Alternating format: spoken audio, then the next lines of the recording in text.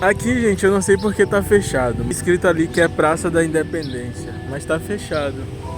Ó, Roraima, Plaza Independencia, Municipalidad de Asunción.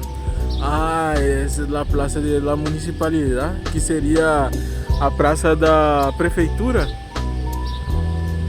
Muito linda essa. Ó, aqui é a comunidade da Polícia Nacional.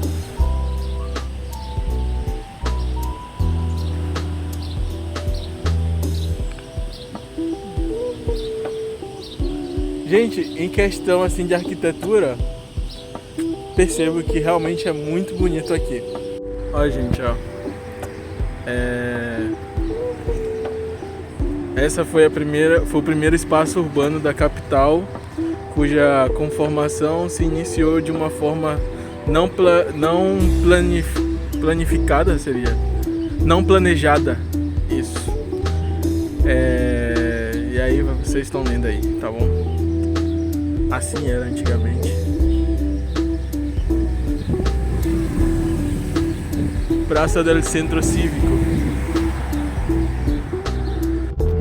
Bom, gente, esse aqui já é um outro ponto. Aqui é o Lago da República. Aqui é o Lago da República. E ali me falaram que tipo criaram recentemente essa ponte que ela liga, no caso, a Assunção ao Chaco, que é tipo uma grande selva, uma grande floresta. Mas o lago sim é muito bonito, olha.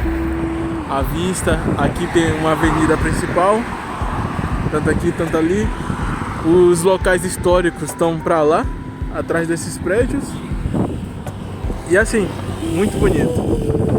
E pra lá tem um dos cartões postais aqui de Assunção, que é pra tirar foto e tudo, essas coisas.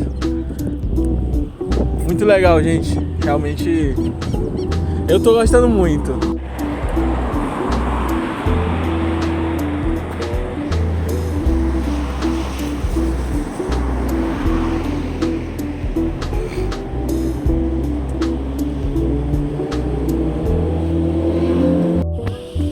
Olha, gente, isso daqui sai som, cara.